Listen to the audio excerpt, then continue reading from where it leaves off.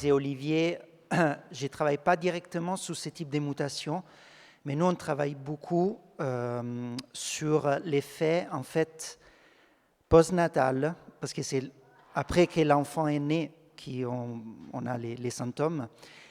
Et du coup, s'il y a des choses qui, dans plusieurs pathologies, y compris du coup les greens, par exemple, s'il y a des choses qu'on peut faire dans cette phase où il y a une grosse partie du développement du cerveau qui est encore en train de se faire, du coup aussi s'il y a des modifications génétiques qui sont la base déjà établie à niveau prénatal, en fait, tout le circuit, il va maturer après.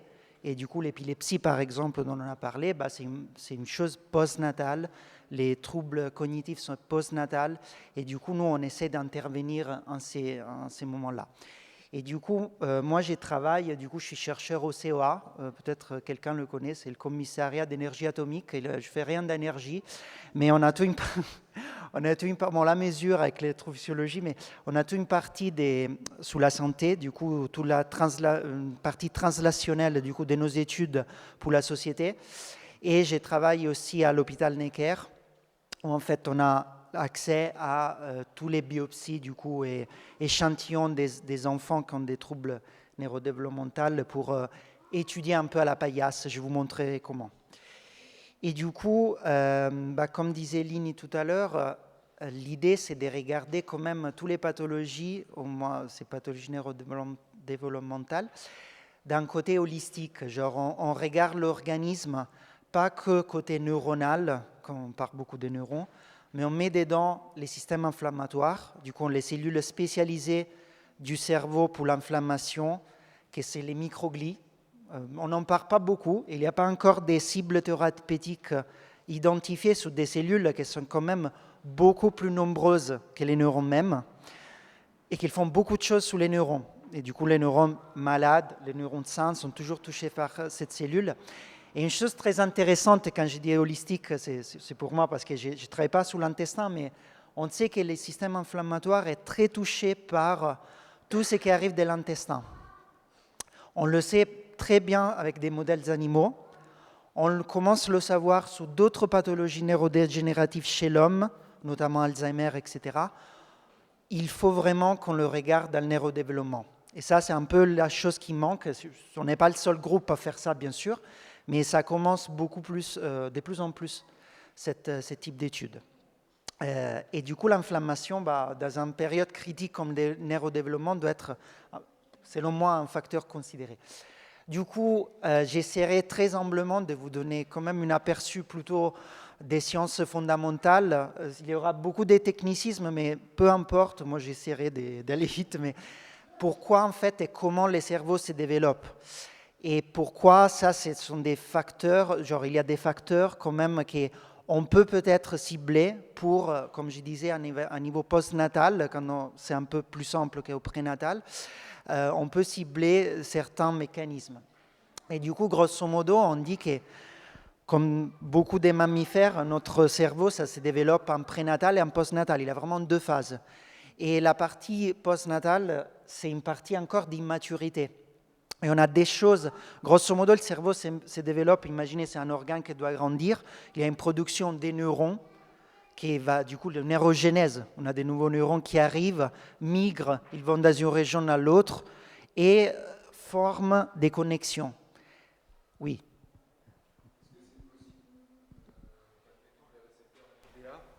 Ne fonctionne plus du tout. Comment fonctionnera un cerveau sans les récepteurs NMDA? Est-ce qu'un enfant il est capable de passer par d'autres récepteurs ou pas? Qu'est-ce que ça changerait? C'est une très bonne question. Si admettons il y a un récepteur NMDA, il est pas du tout opérationnel, il dysfonctionne complètement.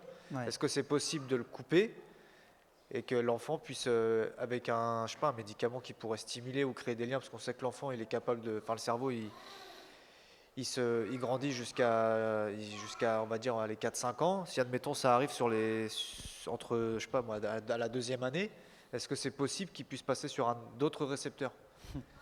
C'est une question qui a différents niveaux. Alors la première, c'est que comme tous les cellules, organismes vivants, il y a toujours des mécanismes de compensation. Après, vous voyez, dans ce type du coup, des mutations, une mutation dans une subunité d'un récepteur, du coup on part des choses très petites, cause des choses énormes à niveau d'organisme. Du coup, on a envie de dire que cette mutation, c'est quelque chose de fort et irréversible. Par contre, c'est ça où toute la recherche essaie de développer des choses exactement pour faire ce que vous dites, pour restaurer certains mécanismes, peut-être pas forcément par les mêmes récepteurs, mais par des choses homologues.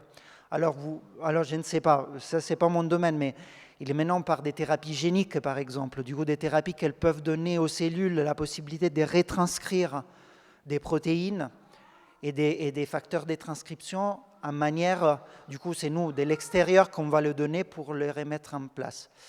Du coup, oui, c'est une possibilité. Par contre, à l'état actuel, il y a une mutation. Et si on peut agir à un niveau postnatal pour trouver des compensations à ces mutations, ça peut être une première piste.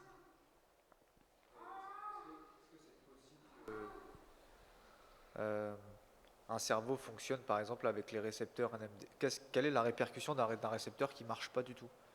Est-ce que c'est possible? La répercussion, vous la voyez sur les pathologies dont on parle. Ouais, Oui, je sais pas Olivier, si si tu veux. peut-être je vais m'appuyer sur Xavi et les autres, mais grosso modo, je pense que s'il n'y a pas de récepteur NMDA, il n'y a pas de possibilité de développement. C'est-à-dire que s'il n'y a pas du tout de récepteur NMDA, je pense que le développement ne se fera pas comme il faut en fait. Donc là, vous êtes tous confrontés avec un récepteur, donc une sous-unité du récepteur, et c'est que un gène, ce n'est pas les deux copies du gène qui sont touchées, donc c'est un gène, et déjà il y a énormément de difficultés. Donc vous imaginez bien que s'il n'y a pas de récepteur, il n'y aura sans doute pas de développement à terme. Je pense que je ne me mouille pas trop en disant ça. Merci Olivier. Oui. Et du coup, pour revenir un peu à comment le cerveau se développe et ce qu'on essaye de faire, la partie du cerveau, parce que là on part du cerveau, mais après le cerveau il a beaucoup de régions, et la région où on essaye de mettre notre attention et nos travaux, c'est le cortex. Du coup, le cortex cérébral, que c'est la partie externe qui nous caractérise un peu comme primates, et du coup c'est nous et les singes qu'on a un peu ces cortex tout avec ces circonvolutions. C'est une partie très importante du coup comme d'autres régions, mais toute la partie du coup intellectuelle, cognitive, motrice, ça dépend vraiment du développement de cette région. Et c'est la partie qui nous caractérise. Et du coup, cette partie du cortex, et là c'est vraiment la région qui respecte encore plus ces biphases entre pré et postnatal. Pourquoi? Parce qu'en fait, là, c'est un petit schéma qu'on utilise beaucoup pour montrer qu'en fait, nous, on parle beaucoup des neurones. Et on a deux classes principales des neurones. On a les neurones excitateurs, qui sont les neurones qui contiennent du coup tous ces récepteurs, qui après, du coup, on en parlait, NMDA, AMPA, kainate, etc., sont les neurones bleus. Et après, on a une autre classe de neurones qui est très importante dans tous ces contextes, et c'est les neurones inhibiteurs, ou appelés aussi interneurones. Et surtout, en fait, si on n'avait pas les neurones inhibiteurs aussi, on pouvait avoir des crises d'épilepsie tout le temps, parce qu'en fait, il n'avait pas une baisse, un contrôle négatif des activités. Et pour donner un peu de contexte, on a parlé des récepteurs NMDA qui sont exprimés dans les deux classes des neurones. Mais c'est juste la façon avec laquelle les deux neurones ont besoin de ces récepteurs.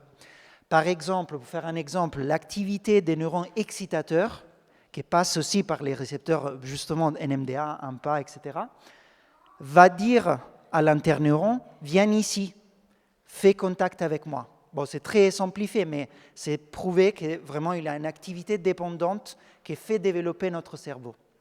Et du coup, c'est juste un exemple. Et du coup, c'est quoi la chose intéressante dans ces contextes? C'est que l'enfant, quand il naît, il a un cerveau encore immature.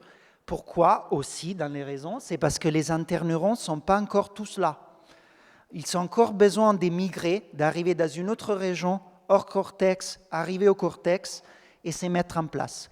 Et ces mises en place, c'est hyper important pour penser n'importe quelle chose que l'enfant peut apprendre à faire. c'est sa maturité. On appelle ça période critique. Du coup, là, on a un petit schéma que j'ai fait sous la physiologie et la pathologie. Du coup, sous la physiologie, tout ce que l'enfant apprend à faire, l'excitation-inhibition, du coup, l'empêchement d'avoir des crises d'épilepsie et toute la cognition. On ne sait pas encore chez l'humain, on le sait plus sous les modèles animaux, mais on ne sait pas en fait ces plasticités interneuronales jusqu'où elles arrivent. Alors c'est proposé, c'est jusqu'à l'adolescence, jusqu'à 18 ans grosso modo.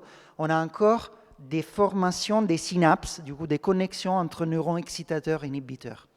Et vous voyez la fenêtre comme elle est large encore.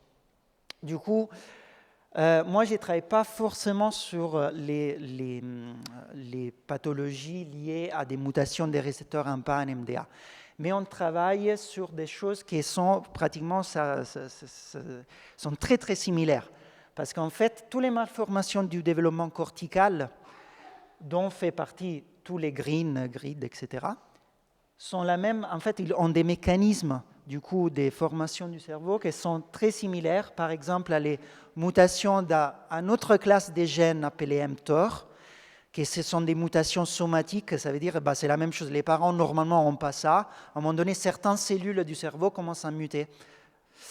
Et là aussi, on a du coup des mutations pour le développement des interneurones.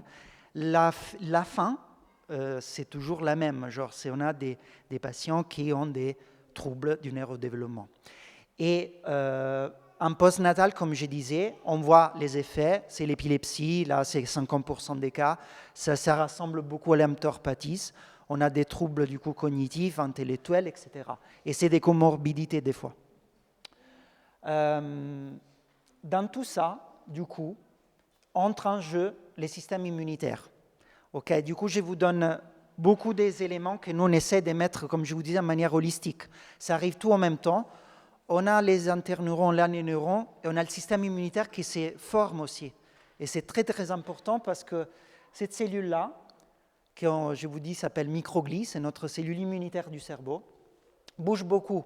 Alors les neurones ne bougent pas, les microglies bougent beaucoup. Et toutes les fois qu'ils bougent, touchent des autres composants du cerveau. Et c'est vraiment très très peu étudié chez l'humain, aussi à niveau, là c'est une vidéo qu'on a fait chez la souris, parce qu'on peut le faire plus facilement. Mais du coup, on sait très bien chez la souris depuis presque 15 ans qu'en fait, ces mouvements que vous voyez, qu'on peut enregistrer grâce à des super microscopes, touchent ces classes des neurones pendant le développement. Et ils vont façonner aussi, avec, je vous disais, l'activité, mais ils vont vraiment façonner aussi comment le cerveau s'est construit. Et on le sait très bien chez l'animal, on le sait très peu chez l'humain. Et du coup, là, je passe toutes ces choses un peu classiques, qu'on parle des gens qui travaillent sur la microglie, ont toujours ces schémas. Mais je veux juste pointer l'attention, parce que c'est ça que nous, on est en train de faire. Il y a un récepteur, ça s'appelle PDY12. C'est un récepteur qui, maintenant, il a un intérêt énorme à niveau translationnel, pas forcément dans les troubles neurodéveloppementaux, mais dans d'autres pathologies, genre l'Alzheimer. Les gens essayent, aussi notre labo, de targeter ces récepteurs microgliales qui va médier tous les petits mouvements que vous avez vus. En fait, on sait, et je vous montrerai rapidement, que si on touche ces récepteurs, on change l'activité neuronale. Et c'est une façon beaucoup plus simple, parce que c'est que microglial, quand en fait on a des récepteurs comme, par exemple, je ne sais pas, les récepteurs du kainate, etc., qui peuvent être exprimés sur différentes cellules. Bon, ça, je l'utilise juste pour vous dire qu'en même temps qu'on a toute cette chose des neurones excitateurs, inhibiteurs qui arrivent, on a tous des événements dans notre corps et dans notre cerveau, pour commencer. Du coup, on a la microglie qui bouge et qui augmente, qui se prolifère. Du coup, on a plus, des plus, moins. En fonction de ça, c'est l'échelle de tout le développement pré-postnatal. Et ces lignes vont dire qu'en fait, chez l'enfant, ça s'est fait vraiment en utilisant des échantillons humains. On sait qu'en fait, ces microglies sont très très importants aussi chez l'homme. Ça augmente pendant la période prénatale parce qu'il y a des phases très importantes aussi dans la phase prénatale, et ça augmente beaucoup, beaucoup pendant la période dont je vous disais, de la naissance. Du coup, on va des 6 mois jusqu'à, alors il y a des données encore qui manquent, mais qui arrivent jusqu'à presque 18 ans, comme on disait. Et du coup, on arrive au microbiote. Et je vous donne l'autre truc de l'équation, c'est qu'on a dit la microglie, jusque-là on a regardé notre cerveau, on va en coïncidence temporelle, on a dit ces premières années de développement postnatal, il y a les neurones, les interneurones, on a la microglie, mais aussi il y a une chose qui est encore très peu étudiée. En même temps, et là on a mis une échelle très courte, les premières 3 années de vie surtout, on a des gros pics des proliférations microgliales, de ces médiateurs d'inflammation, mais on a aussi les microbiotes de l'intestin chez l'enfant qui est en phase de colonisation.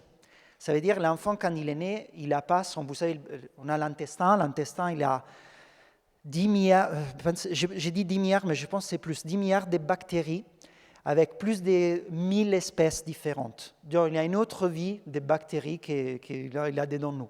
Ces bactéries sont des organismes intelligents, ils font des choses dans notre intestin. Mais ils ne le font pas avant les 3 ans. Avant les 3 ans, les bactéries sont passées de la maman à l'enfant, sont un peu dans le corps, et elles commencent à coloniser l'intestin. Et ça arrive exactement, et ça c'est la coïncidence temporelle que nous on est très intéressés à étudier, exactement en même temps quand tous les interneurones commencent à entrer et établir dans le circuit postnatal. Du coup, on dit pourquoi la nature doit avoir fait un truc du genre, pourquoi il y a ces coïncidences temporales. Et si on met la microglie dans l'équation, c'est la même coïncidence temporale, au moins pour ce qu'on peut savoir jusque-là.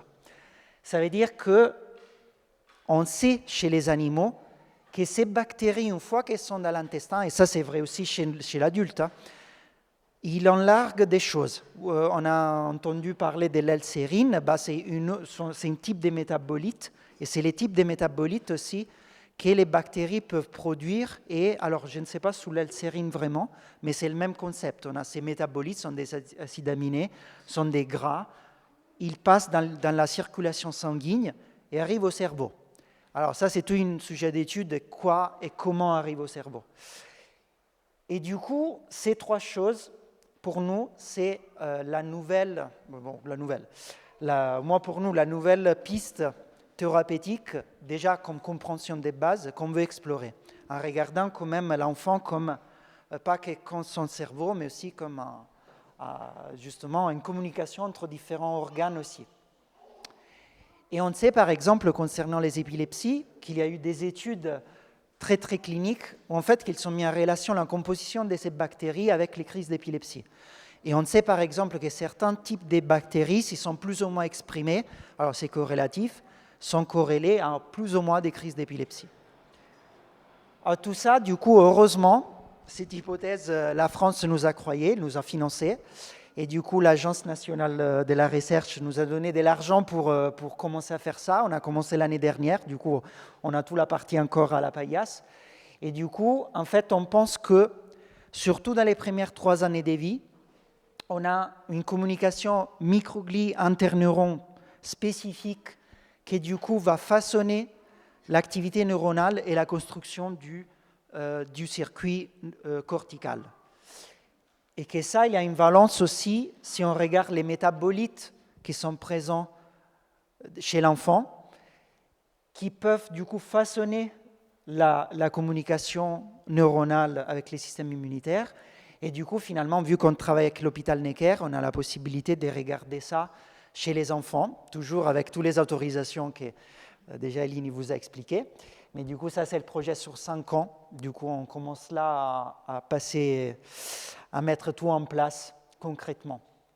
Alors, je suis désolé pour l'image qui est un peu dégoûtante, mais je veux juste vous donner une idée de ce que nous, comme labo, on essaie de faire.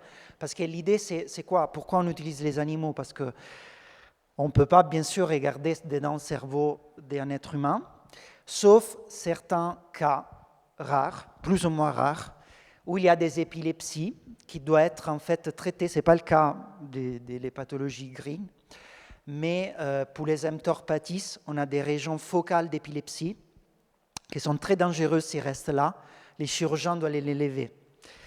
Et nous, on a un peu cette possibilité depuis des années de pouvoir accéder au bloc opératoire et récupérer ces échantillons du cerveau qui sont...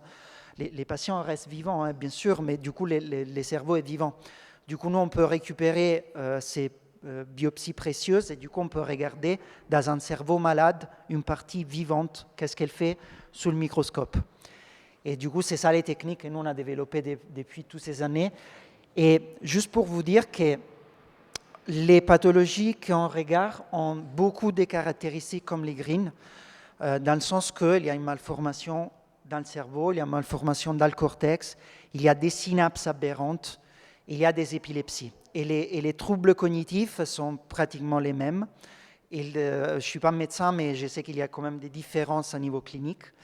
Mais à niveau moléculaire, parce que nous, finalement, on va agir sur ça, on a des choses très, très similaires qui sont de plus en plus des similitudes. Et du coup, là, c'est une vraie image de ce qu'on peut récupérer. Et nous, on va regarder en fait les épilepsies des dents comme marqueur en fait à traiter pour comprendre après qu'est-ce qu'on peut faire chez le patient. Et pour vous donner une idée, ça c'est la seule façon qu'on a pour replacer une partie des animaux qu'on utilise, c'est qu'en fait sur ces tranches, sur cette biopsie, on peut en fait les garder vivantes jusqu'à un mois. Du coup, imaginez à niveau pharmaceutique pour la thérapie génique, c'est une chose que nous on voudrait faire.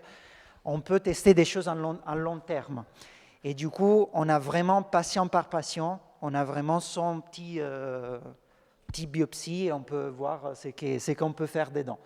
Et du coup, en fait, on fait de la microscopie, des hautes résolutions, et on fait de l'électrophysiologie. L'épilepsie, bien sûr, on la mesure en EEG quand le patient est, dans leur crâne, du coup, en vivo, on dit. Mais quand on a un ex vivo, du coup, une partie, on peut mettre des électrodes, on peut mesurer l'épilepsie directement sur ces biopsies. Et du coup, là, c'est la première vidéo que nous, on a pu faire. Je vous ai montré la chose sous les souris. Mais là, on était le premier groupe en 2020, par chance, parce qu'on a enregistré en fait, les motilités du coup, de ces microglies chez un patient pédiatrique. Du coup, on a pu prendre ces biopsies, on a des techniques de coloration, on a des microscopes très puissants pour en fait regarder cette microglie bouger un peu comme tout le monde a démontré pour des années chez la souris.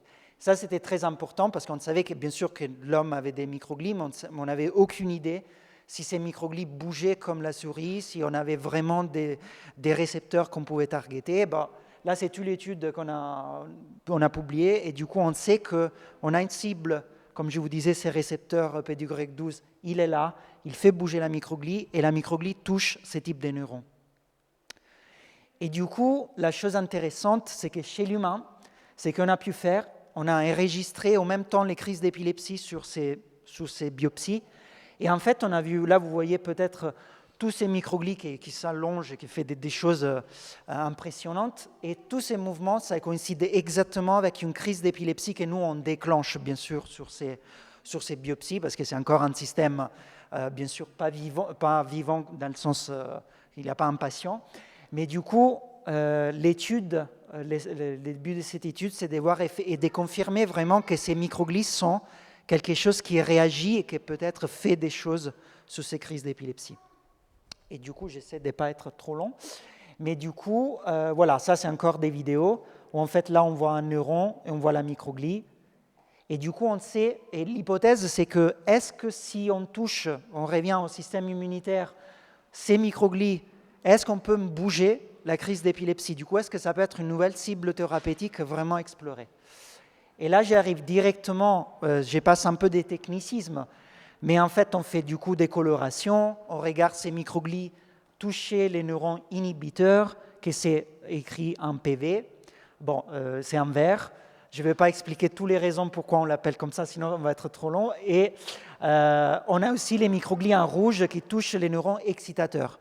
Et on sait du coup que si on modifie ces contacts, qu'on peut faire en manière pharmacologique, en fait, là il y a beaucoup de choses d'électrophysiologie que je ne vais pas vous tous vous expliquer, mais c'est juste ça, c'est le message, c'est pour vous dire qu'on a identifié ces récepteurs PDY12 microgliales, que si on le touche pharmacologiquement, et on peut le faire, il y a des médicaments qui ne sont pas encore adaptés pour ce type de pathologie, mais ils existent.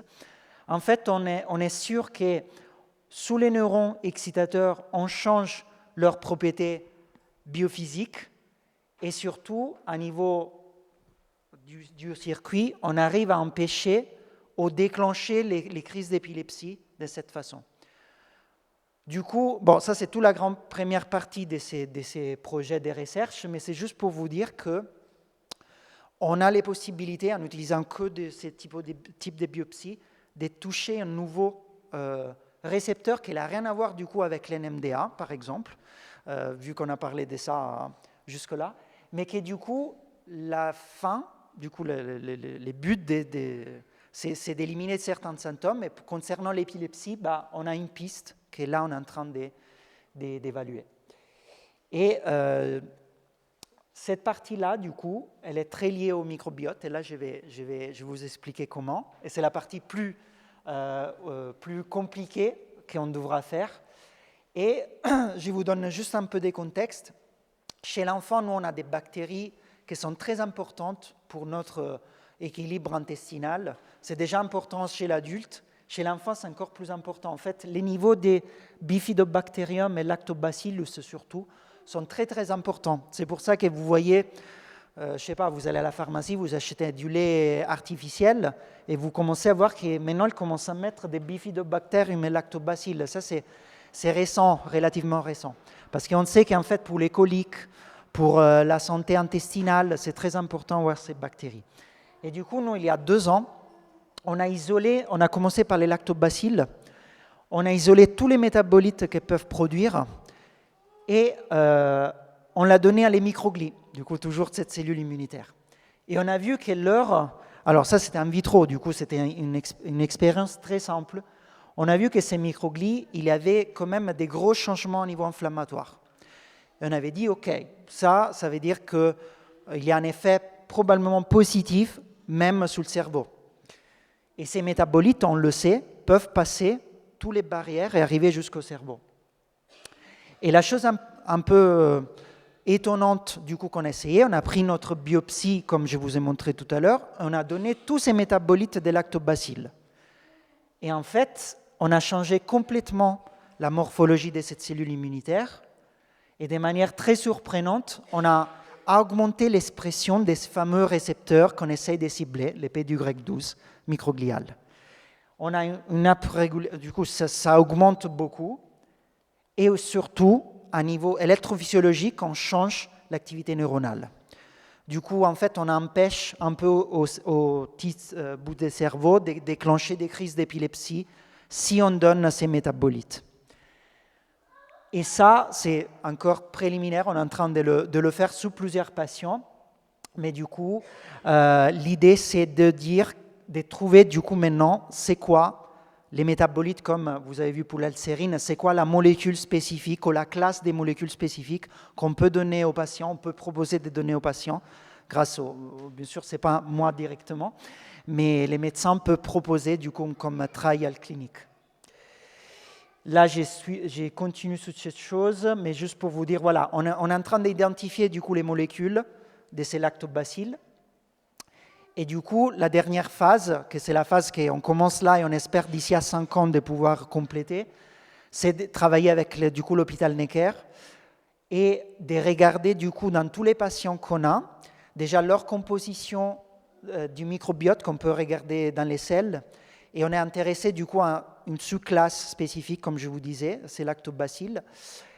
Mais surtout, ce qu'on voudrait faire, c'est de travailler plutôt sur ces métabolites. Du coup, et on peut le regarder aussi dans les selles, dans le sang et dans leur liquide cérébrospinal. Ce sont toutes des biopsies qui sont disponibles dans ces contextes. Et du coup, de regarder si on peut retrouver les métabolites, que bien sûr, on a déjà des sous-classes qu'on peut regarder, qu'on est en train de faire, pour en fait dire, au lieu de regarder un millier de bactéries, on regarde 2, 3, 4 métabolites et on va le donner directement aux patients comme traitement adjuvant. Et bien sûr, on utilise toujours des modèles animaux parce qu'une fois qu'on a ça, on doit pouvoir répliquer sur différentes conditions. Que bien sûr, chez l'humain, Heureusement, ce n'est pas possible. Du coup, de savoir tous les mécanismes veut un modèle des souris. Et là, j'ai conclu, juste pour vous dire une chose intéressante, que ce n'est pas complètement aberrant comme idée, dans le sens que, je vous disais, les laits artificiels, il a déjà ces bactéries dedans, mais c'est pour les coliques. Et du coup, l'autre chose, c'est que vous allez en pharmacie, vous demandez, je n'ai pas 1000 noms, mais bon, c'est le BioGaia. Bon, je ne fais pas la pub, mais c'est un médicament très célèbre, on le donne chez les enfants pour les coliques. Ça se fait, pas tous les pédiatres le font, mais du coup, il y a exactement les lactobacilles qu'on est en train d'étudier. C'est vraiment une coïncidence. Mais du coup, c'est Lactobacillus reuteri, vous le trouvez, qui en fait, tous les métabolites qu'on utilise viennent de lui.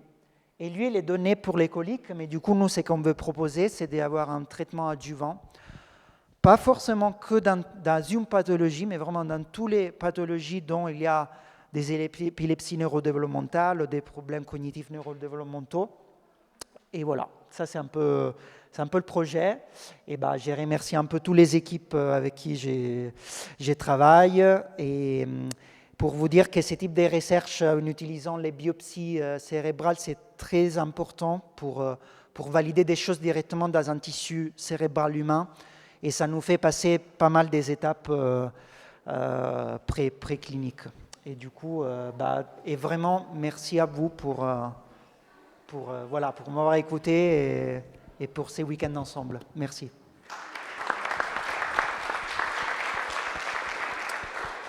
Merci beaucoup. Est-ce qu'il y a des questions?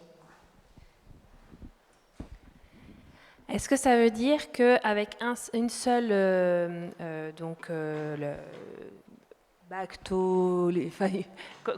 bactérie, une seule sorte de bactérie, à terme, on pourra régler toute l'épilepsie pharmacorésistante? Non, je pense plutôt que ces bactéries produisent des choses très intéressantes à niveau bioactif qu'on doit isoler. Parce que les problèmes des bactéries, c'est que si on dit c'est la bactérie numéro 3 qui fait ça, les problèmes que cette bactérie, peut-être, elle produit des choses que dans un certain moment ou dans un certain environnement en synergie avec d'autres bactéries. Du coup, nous, on dit pour simplifier, on doit trouver, comme c'est pour l'L-sérine, on va trouver ce qui est en largue ces bactéries, c'est ça qu'on fait avec les microbiologistes. Et cette molécule, après, on va la donner dans nos conditions. Et du coup, l'idée, je pense pour l'instant un traitement adjuvant, du coup, qu'elle va considérer, du coup, va toucher le système immunitaire par une ou plusieurs métabolites qu'on peut identifier. Et pourquoi celle-ci, vous en aviez montré 4, je crois, pourquoi c'est celle-ci qui ressort et il fallait faire un choix ou celle-ci a quelque chose de particulier? Alors les choix, c'était choisir déjà entre les deux classes de bactéries que pour la littérature, c'est plus important dans le développement du intestin de l'enfant, c'est le Bifidobacterium, vous le trouvez partout, vous prenez des yaourts, il y a beaucoup. Lactobacilles, c'est la même chose. Et on a choisi entre les deux parce qu'en fait, les lactobacilles, on a déjà bien sûr des métabolites candidats qui, par la littérature, sont les meilleurs candidats. Je vous dis, c'est le butyrate, par exemple. C'est hyper produit par ces bactéries spécifiques. C'est vraiment la dernière que je vous ai montrée. Du coup, bien sûr, on devait choisir. On a choisi les candidats plus intéressant à niveau de ce que la littérature avait déjà dit et apparemment, ce sont des données que ça fait 5 ans qu'on essaie d'avoir, du coup là on est un peu sûr qu'il y a un truc. Et donc en fonction de ce qu'on mange, on pourra aussi jouer là-dessus. Tout à fait. Donc quel régime pour arrêter l'épilepsie? Ça, je ne suis pas les premiers ni les dernières qui disent ça. Mais vous allez voir les régimes kétogéniques, toutes ces choses-là. Mais non, c'est vraiment... Ça, c'est une question que je voulais vous poser. Est-ce que la médecine au Japon, elle communique avec l'Europe? Parce qu'au Japon, il y a vraiment très peu de maladies. Je suis quasi sûr qu'il n'y en a pas. Ouais. Est-ce que par la nourriture et la qualité de vie, je parle aussi du fait que les parents et nos grands-parents, etc., qui n'ont pas pris de médicaments et peut-être qui ont mangé des produits qui n'ont pas eu Est-ce que la nourriture aujourd'hui, l'industrialisation, etc., est-ce que ça cause des maladies sur des générations et des générations après? Est-ce qu'on sait pourquoi les gènes gris sont arrivés? Ça, c'est Est-ce qu'il n'y a hyper... qu'une seule source? Est-ce qu'il n'y a qu'une seule raison? Est-ce que c'est Non. des questions qu'aujourd'hui vous vous posez ou pas en tout cas? Oui, oui, on se Ouais. pose ces questions. Moi aussi, je pense qu'il y a une génétique. Après, il y a ce qu'on appelle l'épigénétique, que c'est du coup comment l'environnement peut lui-même causer ou arrêter certaines mutations. Alors, je ne suis pas expert dans tous les types de mutations, mais il y a énormément d'études sur ça. Pour répondre à la question du Japon, je n'ai pas une réponse à niveau clinique. À niveau des recherches, nous, on travaille beaucoup avec toute la planète, c'est très, très ouvert. Après, les habitudes alimentaires, je pense qu'on est tous d'accord maintenant que c'est fondamental l'alimentation. Et on doit mettre un accent de plus en plus sur ça. Ça, alors, je sais que dans les pays de l'Est, de l'Orient, ils mangent beaucoup plus de certains types de légumes. Et ça, c'est un débat. Est-ce qu'on devrait introduire certains types de légumes que nous, on ne mange pas? Et par rapport, quand vous décrivez au début, quand il se passe quelque chose au niveau du cerveau, ça se passe aussi dans le microbiote. Est-ce que ça a un lien avec ce que l'enfant mange, avec les stades alimentaires ou aucun? Est-ce que c'est indépendant ou est-ce que c'est... De ma connaissance, oui, c'est pas indépendant. Mais Donc un enfant qui ne mange pas normalement n'aura pas développé son microbiote de la même façon et n'aura Oui. pas eu les pics comme tout le Tout à fait. Et ça, c'est très complexe. C'est pour ça que des fois, on doit aller sous les métabolites. Parce que des fois, par exemple, si je me fais tester mon microbiote, c'est sûr qu'il y a quelque chose que ça ne va pas. Aussi, il n'y a pas une chose évidente. Et du coup, c'est pour ça, après, l'idée, c'est de regarder, oui, c'est comme vous dites, et après, regarder est-ce que aussi les métabolites, du coup, on peut le mesurer dans le sang, hein, est-ce qu'ils sont modifiés? Est-ce qu'il y a quelque chose, un marqueur plus précis que tous les 10 milliards de bactéries qui sont... Et qui fait ça, du coup, si jamais on veut aller tester notre enfant, savoir s'il y a un problème dans son microbiote? Enfin, C'est gastroentérologue. un gastro-entérologue. Oui. D'accord. Avec une raison toujours, mais ils font des tests de microbiote. Maintenant, ça se fait... C'est encore une chose très jeune. Hein. Oui, justement, moi je peux qu'abonder en ce sens parce que ce que je constate en tout cas, c'est que ma fille a des troubles gastro et qui ont un impact sur l'épilepsie. C'est-à-dire que quand elle est bien au niveau gastro, elle est bien au niveau épileptique. Et ça, c'est quelque chose que je constate. Elle a bientôt 18 ans, depuis 18 ans. Ça veut dire que... j'ai aussi entendu parler de greffe de microbiote. Ouais. Est-ce que ça, c'est des alternatives aussi qui pourraient être mises en place? Oui, ce sont tous des trials cliniques sur certaines pathologies, c'est déjà très bien avancé. Et ça veut dire qu'il y a dans la pratique clinique déjà des patients qui font ça. C'est ça. Mais je ne suis pas sûre, mais je ne pense pas dans les troubles du neurodéveloppement. Non, mais je suis pas dans sûre. les maladies... c'est neurodégénératif peut-être inflammatoire du côlon, ouais. En tout cas, j'en avais entendu parler. Voilà, exactement. Mais c'est vrai que c'est quelque chose... Enfin, moi, je me suis battue pendant des années pour avoir un vrai suivi, un suivi gastro poussé, parce que c'est une corrélation que je constate tous les jours. Et on a du mal à être entendu là-dessus. Hein. C'est compliqué parce que ça peut aussi... on peut entendre un discours un peu bobo aussi, ou sur des modes, des choses comme ça. Et c'est compliqué de se faire entendre, faire entendre là-dessus. Et donc, je pense... Ça ne m'étonne pas que vous n'êtes pas encore entendu, parce que je ne suis pas médecin, mais je sais que on est au début. Par contre, quand on aura peut-être un métabolite, c'est plus facile de faire passer le message de donner un cachet ou des poudres, plutôt que donner certains aliments, et ça peut passer un peu, comme vous dites, bobo, si je trouve. Alors c'est vrai que moi, ce qui m'interroge, c'est est-ce que ces éléments seront pris en compte, notamment dans l'alimentation entérale pour les enfants qui sont nourris par gastrostomie. Est-ce que les labos prennent déjà conscience de tout cela en mettant des adjuvants en termes comme ils le font dans les bébés, quoi. Ben moi, je suis pas à niveau clinique, du coup, je peux pas vous dire, mais nous, dans la recherche, normalement, on dit on arrive toujours 10 ans avant, dans le sens que on a des hypothèses et les temps qui arrivent après à la clinique, il faut toujours du temps pour se faire accepter, que quelqu'un médecin vraiment croit à la chose, et entre médecins, pas tout le monde est d'accord. Du coup, je pense que là, c'est le moment où la recherche, elle est vraiment à fond sur ces sujets. Du coup, merci à vous. Une petite dernière question, parce qu'on est... Si on voudrait approfondir ses connaissances, vous avez écrit une thèse sûrement, ou où est-ce qu'on peut aller pour s'instruire encore plus sur ces sujets? Oui, je peux vous donner toutes les références concernant ça. Il y a beaucoup. Du coup, on pourra... Merci beaucoup.